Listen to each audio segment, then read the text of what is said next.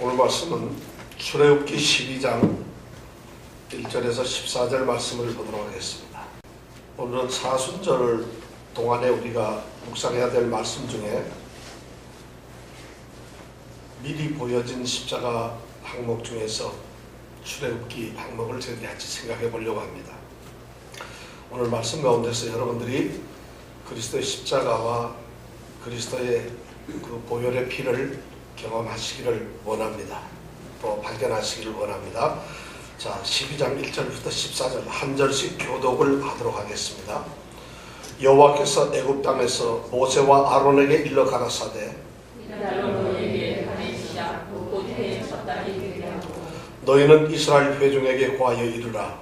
이달 열흘에 너희 매인이 어린 양을 취할지니 각 가족대로 그 식구를 위하여 어린 양을 취하되 그 어린 양을 위하여 식구가 넘쳐오면 그 집의 인과 함께 인수를 따라서 하나를 취하며 각 사람의 신령을 따라서 너희 어린 양을 계산할 것이며 너희 어린 양은 흠없고 1년 된 수컷으로 하되 양이나 염소 중에서 취하고 이달 14일까지 간직하였다가 그 때에 이스라엘 회중이 그 양을 잡고 그 피로 양을 먹을 집문 좌우 설주와 인방에 바르고 그 밤에 그 고기를 굽에 구워 육경나무와 쓴나무와 아울러 먹되 난로나 물에 삶아서나 먹지 말고 그 머리와 정강이와 내장을 다 불에 구워 먹고 아침까지 남겨두지 말며 아침까지 남은 것은 곧 썰어라.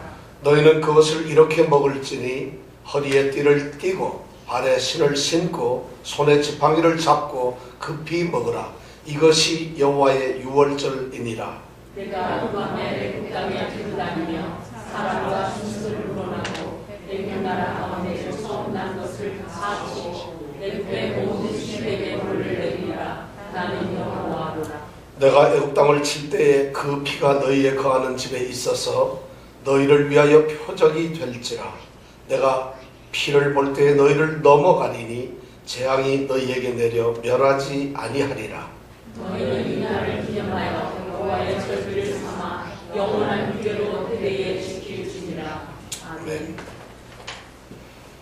우리는 지난주에 속죄일이 무엇인가, 또 속죄일이 그리스도의 십자가와 어떤 관련성이 있는가를 레위기 16장을 통해서 우리가 생각을 했습니다. 오늘은 출애굽기 12장 1절에서 마지막 절까지를 통해서 유월절을 통해서 하나님께서는 십자가를 어떻게 미리 보여주셨는가 하는 것을 생각해 보려고 합니다. 유월절은 사실 유대인들의 최대의 명절입니다. 유대인들은 지금도 이 유월절 명절을 지킵니다.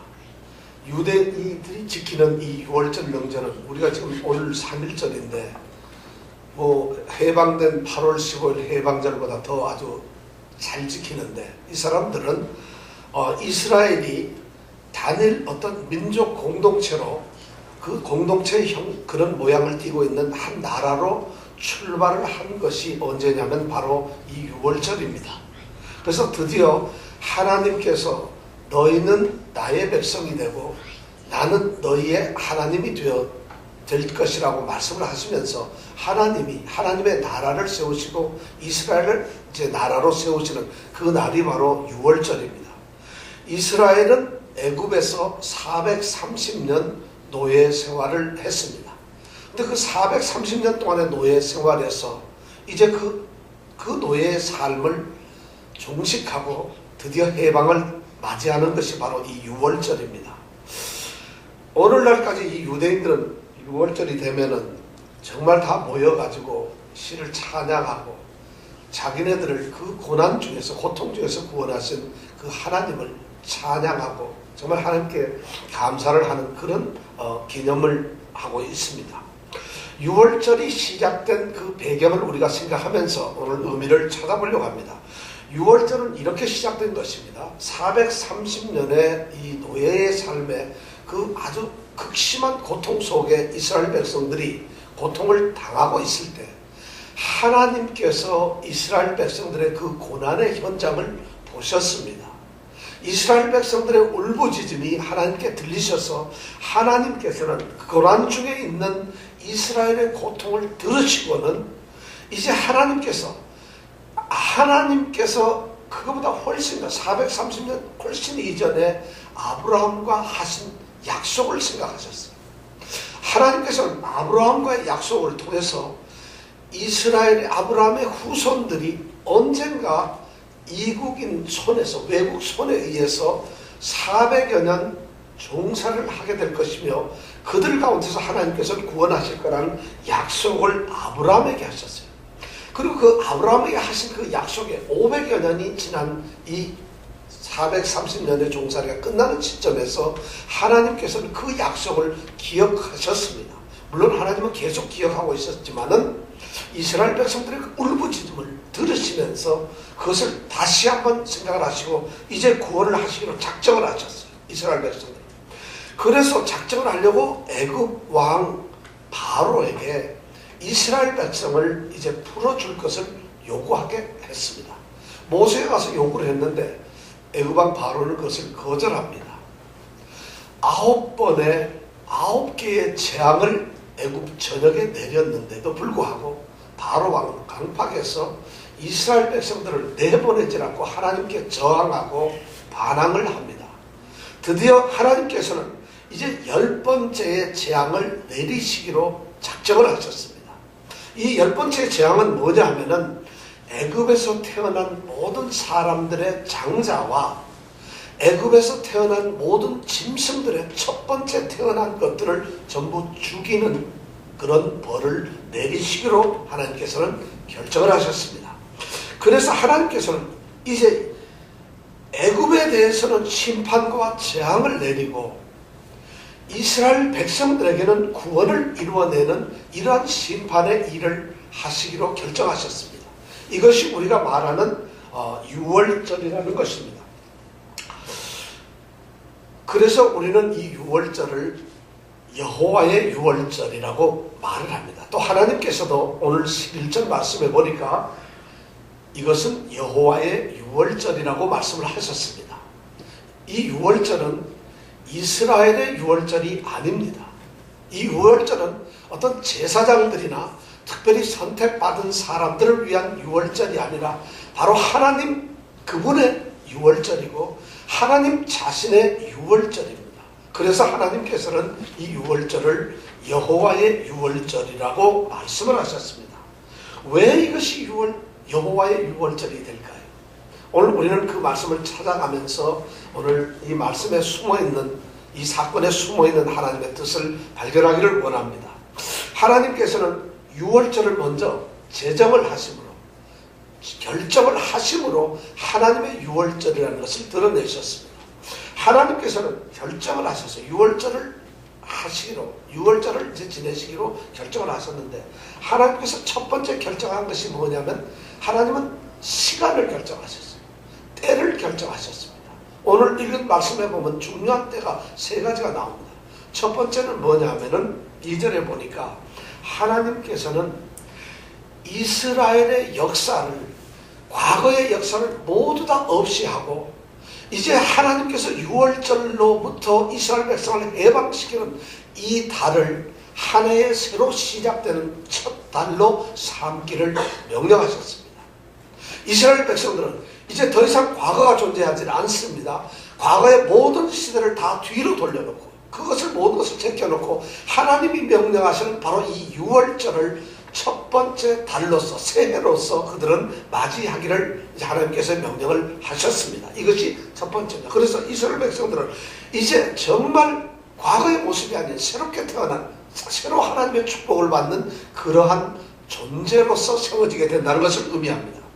두 번째 중요한 것은 3절에 보니까 너희는 그달 10일에 그것도 10일이라고 했습니다. 10일에 이제 유월절을 지낼 어린 양을 준비하라고 말씀을 하고 있습니다. 이 양을 아무 때나 준비하거나 양을 언제든지 쓸 수가 있음에도 불구하고 오늘 말씀해 보니까 3절에 보면은 아비벌이라는 것은 우리로 말하면 양력 한 3월, 4월쯤 됩니다. 우리 부활주일이 바로 이 유월절과 거의 같은 날이라고 보면 되겠습니다. 바로 그 아비벌의 제10일 10번째 날인 10일에 반드시 어린 양을 준비하라는, 유월절 양을 준비하라고 말씀을 하셨어요. 그리고 하나님께서는 그 준비한 어린 양을 나흘 뒤인 14일 저녁에 해질 때에 잡기를 명령을 하셨습니다. 이런 것을 하나님께서 시간을 이렇게 정해 놓으셨어요.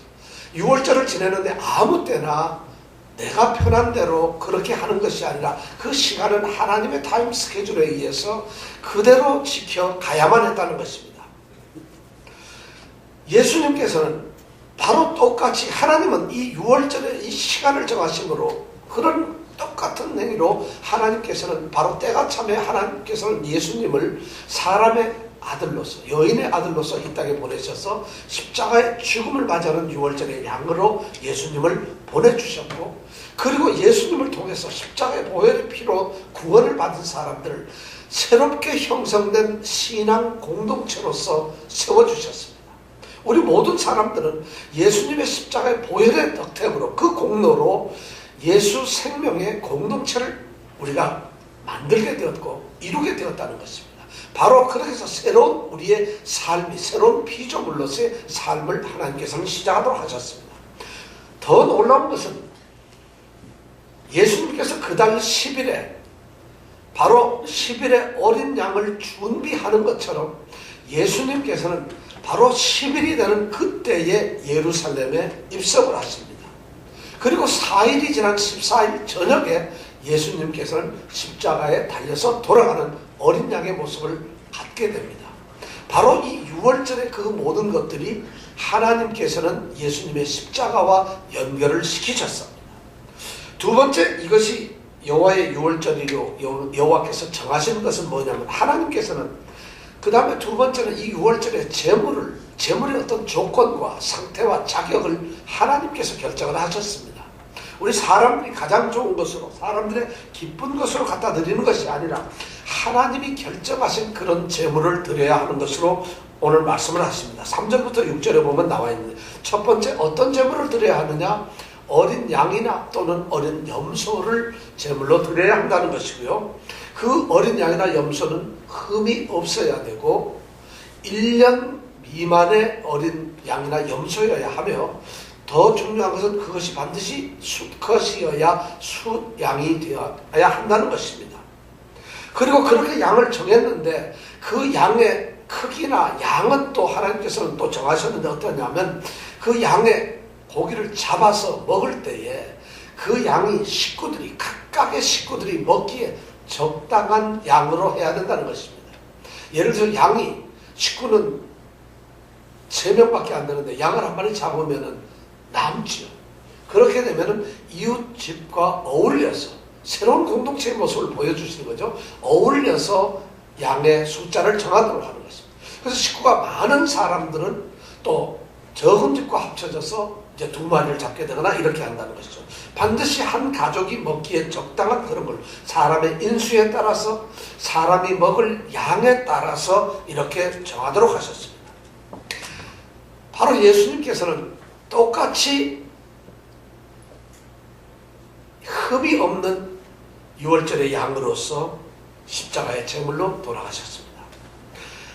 이스라엘 백성들의 죄를 대속하기 위해서 하나님께서는 6월절 양을 이렇게 잡도록 하셨는데, 똑같이 세상의 모든 사람들의 죄를 대속하시기 위해서 하나님께서는 죄가 없으신, 흠이 없으신 예수님을 바로 제물로 십자가에 달리도록 하셨습니다. 그렇게 내어주셨습니다. 그렇게 예수님께서는 희생제물이 되셨습니다. 세 번째, 하나님께서는 또 중요한 것은 제물의 사용 용도와 뚜렷한 이 제물, 어린 양이나 염소를 어떻게 먹어야 되는지, 어떻게 사용을 해야 되는지 하는 것을 또한 우리 하나님께서는 정하셨어요. 바로 이것이 여호와께서 정하신 율법이 6월절이기 때문에 그렇습니다. 반드시 그해 그달 10일에 어린 양을 준비해가지고 4일 동안 가지고 있다가 14일 해가 질 때에 잡도록 되어 있습니다. 왜 4일 동안 잡고 있느냐 하면은, 우선 그 양이 온전한 양인지 아닌지를 분별해야만 합니다. 또 그리고 제물로 드려지는 그 양은 4일 동안 지켜보면서 부정한 것이나 더러운 것과 접촉이 되지 않도록 특별하게 구별을 해서 세워야 된다는 것이에요. 그리고 나서 그 양을 잡는데, 그 염소를 잡는데, 그 잡은 제물인 이 어린 양이나 어린 염소는 두 가지 방법으로 처리를 했습니다. 첫 번째는 피를 처리하는 방법이 있었고, 또 하나는 고기를 처리하는 방법이 있었습니다. 피를 처리하는 방법은 어떻게 했느냐? 잡으면서 피를 큰 그릇에 항아리에 담습니다. 그리고 그 담은 피를 우슬초 묶음으로 묶어가지고 우슬초에다가 피를 적셔서 각 사람들이 이제 양을 먹으려고 하는 자기의 집 어디에다가요? 문설주와 인방에다가 뿌렸습니다. 여러분, 문설주가 뭔지 아세요? 문설주. 뭐 사람 이름 같네요. 문설주. 문설주는 뭐냐면 문을 이렇게 달아놓으려면 문 가에 이 틀이 있죠. 그 틀에 세로로 세워진 이 두 개를 문설주라고 합니다. 그러니까 문설주에다가 뭐를 우슬초로 피를 묻혀서 반드시 뿌려야 된다. 바르는 것이 아니라 뿌려야 된다고 이렇게 되어 있습니다. 그리고 인방에 피를 또 뿌려야 됩니다. 인방이라는 것은 이 세로로 된 거 말고 가로로 된 이것을 우리 인방이라고 합니다. 이건 아래 인방, 이거는 위에 인방. 역시 문틀이죠. 거기에 밑에는 아니고 위에 틀에만 뿌리는 겁니다. 그래서 좌우 설주와 위 인방에 이 피를 뿌리도록 했습니다. 이것이 바로 피를 처리하는, 제물의 피를 처리하는 방법이었어요. 후에 나중에 이제 나옵니다만 그 피는 이스라엘의 이제 피가 표적이 된다는 것을 말씀하고 있어요. 그 다음에 고기는 먹습니다. 고기는 먹는데 날거로 먹거나 육회를 먹으면 안 된다는 것이죠. 날개로 먹거나 물로 삶아서 먹어서는 안 됩니다. 머리하고 정강이와 내장 모든 것을 다 먹는데 전부 다 불에 태워서 먹습니다. 태운다는 것은 이 유대인들에게 있어서, 이스라엘에 있어서는 제사를 드린다는 말씀입니다. 그래서 태워서 아주 정결하게 고통 속에서 다 태워서 먹습니다. 태워 먹는데 고기만 먹는 것이 아니라 함께 먹는 음식이 있죠. 무교병과 쓴나물을 같이 먹었습니다. 무교병은 여러분들이 잘 아시는 대로 이스트를, 누룩을 쓰지 않고 만든 그런 떡을, 빵을 무교병이라고 합니다. 그 다음에 쓴나물을 또한 함께 먹었습니다. 무교병을 먹는 이유는 이 사람들이 곧 출발을 해야 되기 때문에, 이제 이 밤이 지나면은 해방의 길을 나서야 되기 때문에 누룩을 가지고 이제 떡을 만들 시간도 없고, 또 그것이 광야로 나아가게 되면 부패하기 때문에 그들은 누룩 없는 떡을 먹었습니다. 그 다음에 쓴나물을 먹습니다. 430년에 이스라엘이 애굽의 고통 속에 있었음을 기억하기 위해서 그들은 그 밤에 쓴나물을 먹었습니다. 이렇게 그 고기를 먹는 집 안에서 이스라엘 백성들은 먹는데, 그럼 누구나, 예를 들어서 이스라엘 사람들이 데리고 있는 손님이나 이방인이나 종이나 이런 사람들과 같이 먹을 수 있느냐? 그건 아니었습니다. 이방인들은 먹지를 못했습니다. 이방인들은 구원의 대상이 아니라는 것이죠. 먹지를 못했어요. 이방인들이나 그 집에 나그네로 와 있는 사람들이나 이런 사람들은 먹지 못했어요. 그러나 어떤 사람은 먹느냐? 유대 백성들이, 이스라엘 사람들이 돈을 주고 사들인 종들은 할례를 받은 후에 먹을 수가 있었습니다. 그러니까 할례를 받음으로써 종이지만 값으로서 돈을 쳐서 드디어 우리의 소유로, 우리의 것이 된 이후에 그가 정당한 하나님의 할례를 받고서 비로소 이 유월절 식사를 참석할 수가 있었다는 것입니다. 이것이 하나님이 결정하신 유월절의 제정이었고 유월절의 방법이었습니다. 자, 그렇다면 이런 것을 이스라엘 백성들이 준비했을 때 그것을 어떻게 하나님은 그 유월절을 집행을 하셨는가? 12절, 13절에 보면 하나님께서는 유월절 집행에 대한 것을 구체적으로 말씀하셨어요. 12절에 보면 하나님께서는 애굽을 심판하셨습니다. 12절, 13절에 나타나는 말의 중요한 말은 하나님께서는 심판자가 되시고 구원자가 되시는데, 애굽을 이제 심판하시는데 12절에 보니까 하나님께서는 이스라엘을 박해했던 애굽 사람들을 먼저 심판하시고, 또 하나는 그 애굽에 있는 모든 신들을 심판하셨습니다. 하나님 백성들인 이스라엘을 박해했던 바로 왕, 그 악행에 대해서 하나님은 애굽 사람들의 가운데서 집에서 태어난 이 장자들은 전부 죽이는 그런 형벌을 하나님께서는 집행하셨습니다. 그렇게 함으로 해서 하나님께 대적하고 하나님께 저기를 갖고 하나님께 반항하는, 거역하는 그 죄를 응징하셨습니다. 그뿐만 아니라 하나님께서는 바로를 심판하시면서, 애굽을 심판하시면서 똑같이 애굽의 모든 신을 심판하셨어요. 그래서 지금 이 전쟁은 애굽과 이스라엘의 대결입니다. 바로와 모세의 대결인데, 이 대결은 정확하게 말하면 힘과 힘의 대결입니다. 바로가 더 강한가 아니면 모세가 더 강한가, 저들을 보내줄 것인가 억류하고 잡고서 노예로 계속 삼을 것인가 하는 그러한 이 전쟁이었습니다. 싸움이었습니다.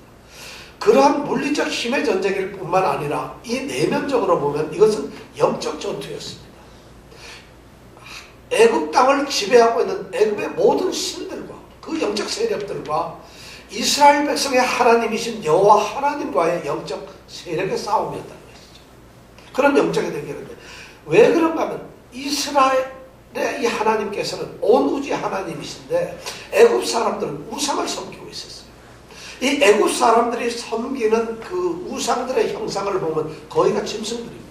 황소나 암소나 뭐 숫소, 그 다음에 무슨 수양, 고양이, 뭐 이런 여우들, 이런 것을 전부 형상화해서 섬기고 있었습니다. 하나님께서는 바로 애굽의 그러한 신의 모습을 징계하시기 위해서 모든 짐승의 처음 난 초태생들, 새로 태어난 모든 것을 하나님께서는 죽임으로써 애굽의 신들의 무능함과 그들을 징벌하셨던 것입니다. 이것이 6월절의 하나님의 징계였고, 또 하나님께서는 13절에 보니까 애굽은 징계를 하셨지만은 이스라엘은 구원자로서 구원을 하셨어요. 어떻게 구원을 하셨느냐?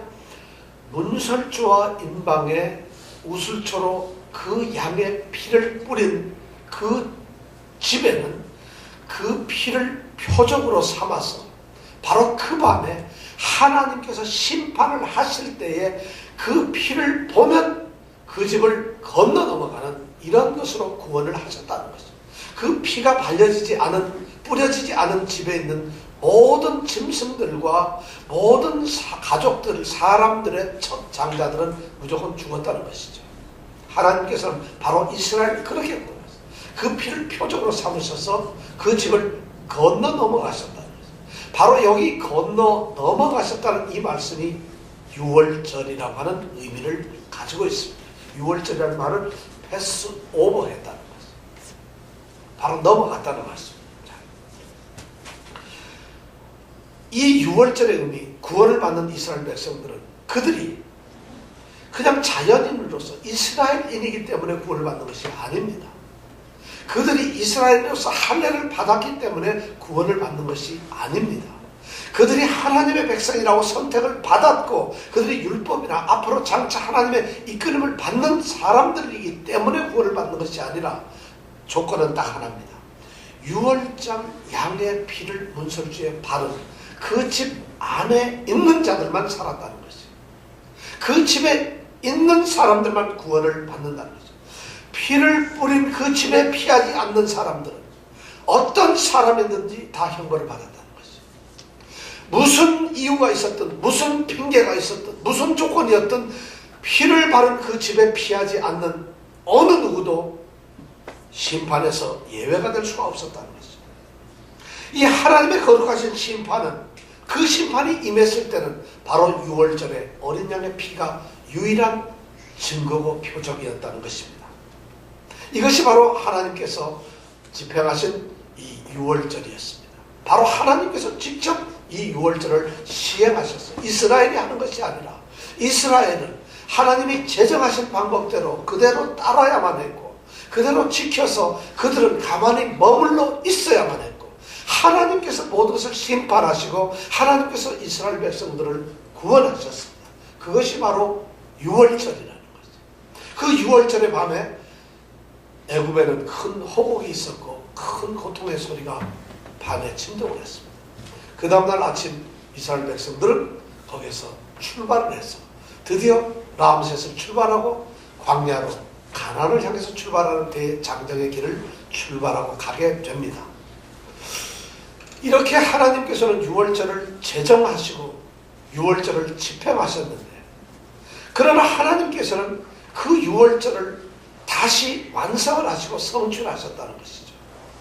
하나님은 그 유월절을 거기서 멈추고 이스라엘 백성으로 절기를 삼아서 계속 기념하면서 유월절을 지키라고 하셨지만, 그 유월절을 지키는 기간은 우리 주님께서 오시는 그날까지였다는 것이죠. 그것이 유월절의 한계였다는 것입니다. 사실 구약에 있는 많은 기록들, 많은 이야기들을 보면은 예수님의 죽으심에 대해서 많은 것들을 미리 예시하고 시사해주고 있습니다. 보여주고 있습니다. 그 중에서도 이 유월절 어린 양은 다리마는 예수 그리스도를 말한다고 분명하게 우리는 알 수가 있습니다. 고린도전서 5장 7절에 보면은 그렇게 기록을 하고 있습니다. 아주 바울 사도는 분명하게 기록을 합니다. 우리의 유월절 양 곧 그리스도께서 희생이 되셨느니라. 십자가에 달려 돌아가셨다는 말씀입니다. 유월절 양, 우리의 유월절 양, 그분이 바로 그리스도라고, 유월절 양이 그리스도임을 바울 사도는 말했고, 하나님께서는 예수 그리스도를 죄에서 해방시키기 위한 하나님의 택하시고 미리 아신 백성들을 죄에서 구원하시기 위해서 하나님께서는 바로 유월절의 양으로서 우리 예수님을 보내시고 준비하셨습니다. 두 번째 중요한 것은 유월절 양이 예수님이라고 한다면은 유월절의 피는 무엇이냐? 피는 바로 예수님의 십자가의 죽음이고 십자가의 보혈의 피를 의미합니다. 하나님께서는 사람들의 구원을, 하나님이 선택한 사람들조차도 그 구원의 방법을 예수 그리스도의 십자가의 피로서만 구원을 하시기로 작정을 하셨습니다. 그리스도의 희생과 그리스도의 피, 그것만으로 오로지 구원의 수단을 삼으셨다는 것입니다. 우리의 신분이 구원을 해주는 것이 아니었습니다. 우리의 어떤 종교적인 열심이나 체험이 우리를 구원해 주는 것이 아닙니다. 우리가 어떤 종교적인 놀라운 체험을 가지고 있다거나, 우리가 교회에서 봉사하고 열심히 하고 전도 열심히 하고 헌금 열심히 하고 뭘 이렇게 했다 해서 교회 출석 잘했다고, 그렇다고 해서 우리를 구원해 주시는 것이 아니라, 오늘 여기서 보면 유월절 양의 피로서 그 피가 표정이 되고 표정이 되어서 그 피를 볼 때 넘어가셨던 것처럼, 바로 구원의 유일한 조건은, 구원은 그리스도의 피로 한 것입니다.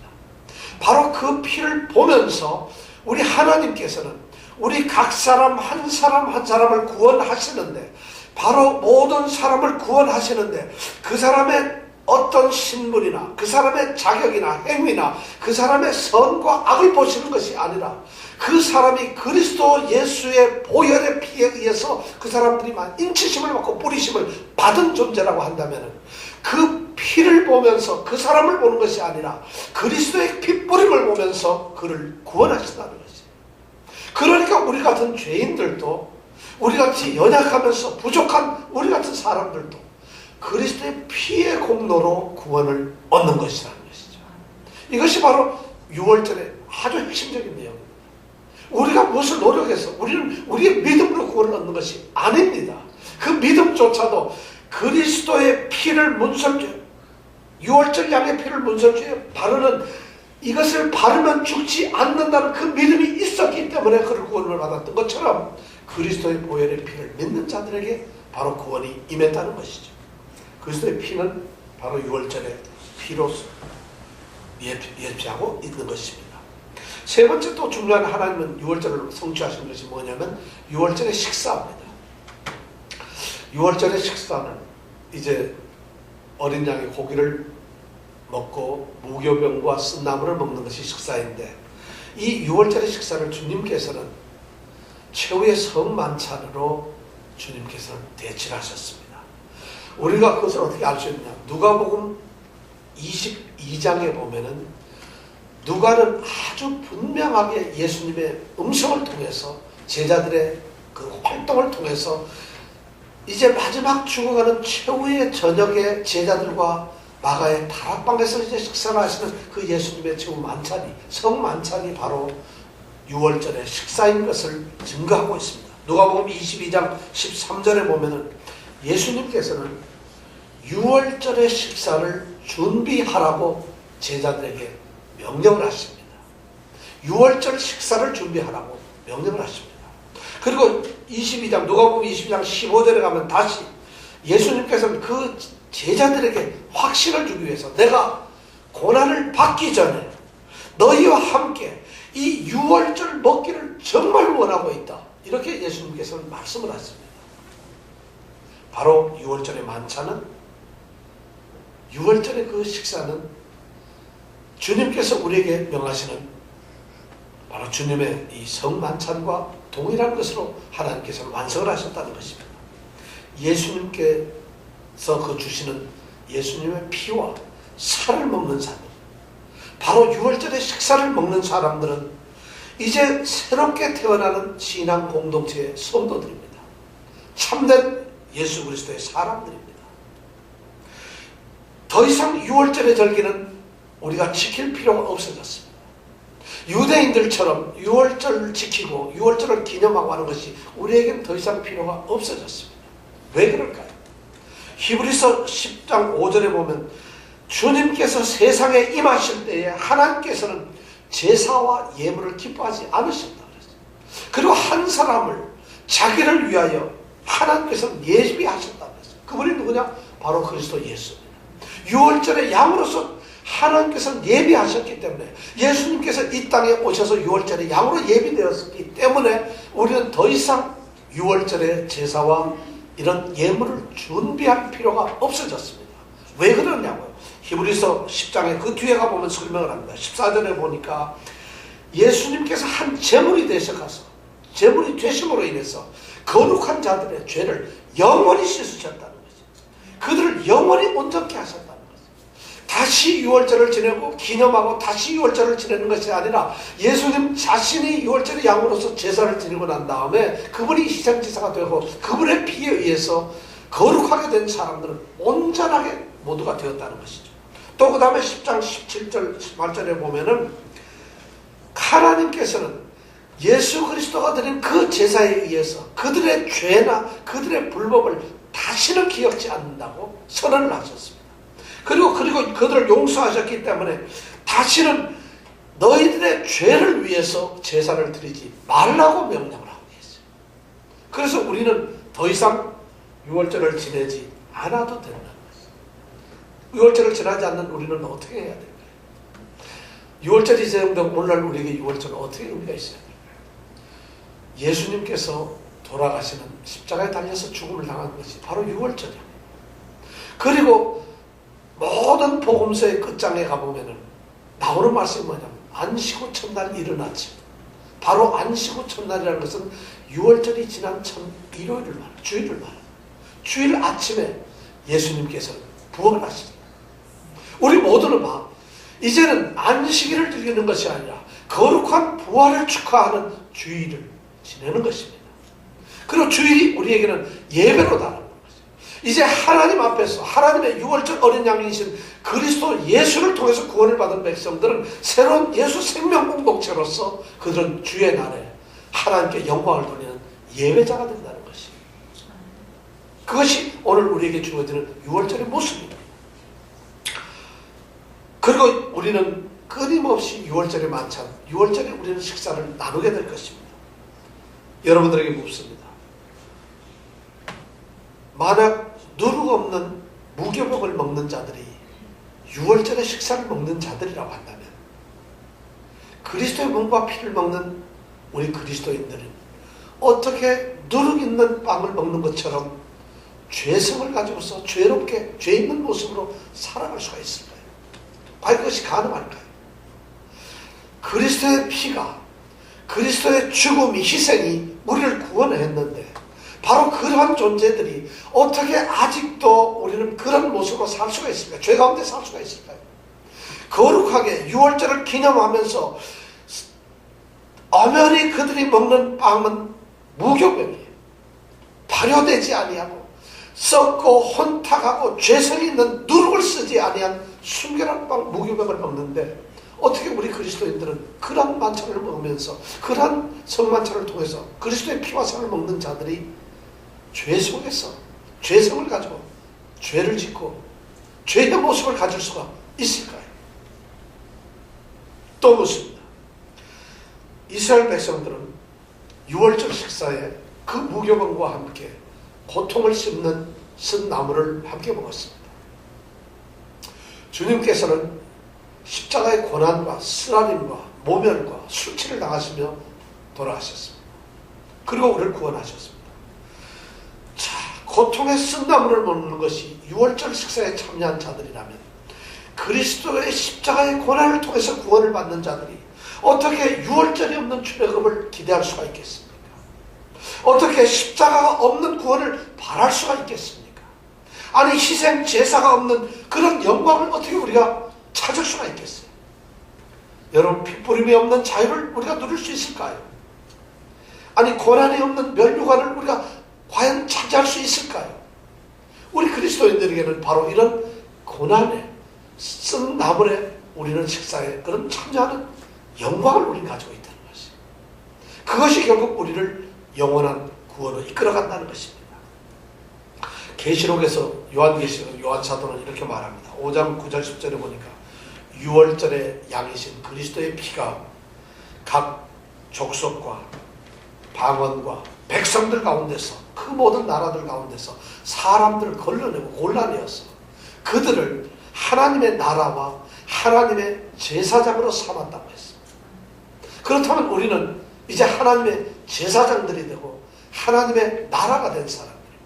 그리고 그 5장 10절에 보면 다시 얘기하기를 저희가 이 땅에서 왕노릇할 것이요 이렇게 말을 하고 있습니다. 사랑하는 성도 여러분, 우리는 유월절의 식사와 유월절의 피와 유월절의 어린 양으로 인해서 이 땅에서 왕노릇하는 귀한 존재들이 되었습니다. 우리가 바로 이 유월절을 기념하는 것이 바로 그런 겁니다. 우리에게는 유월절은 바로 우리의 주일입니다. 우리는 이제 이 사순절에 바로 오늘 유월절을 제정하신 하나님의 그 뜻을 보면서 십자가를 예비하시고 그 아들을 보내시기로 작정하셨던 놀라운 하나님의 사랑을 봅니다. 놀라운 하나님의 은혜를 봅니다.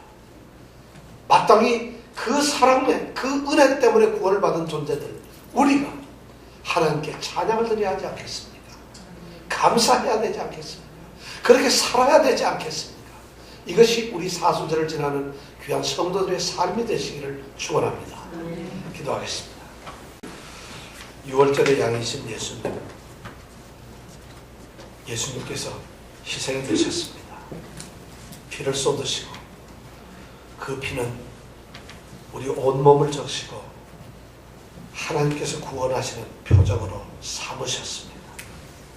그리고 주님께서는 피와 살을 우리에게 기념토록 하시면서 유월절 식사에 우리를 초대하시고 누룩 없는 빵을 먹는 거룩한 성도로 구별되기를 원하셨고 쓴나물을 먹으며 주님과 고통을 함께 나누는 고통의 공동체가 되기를 원하셨습니다.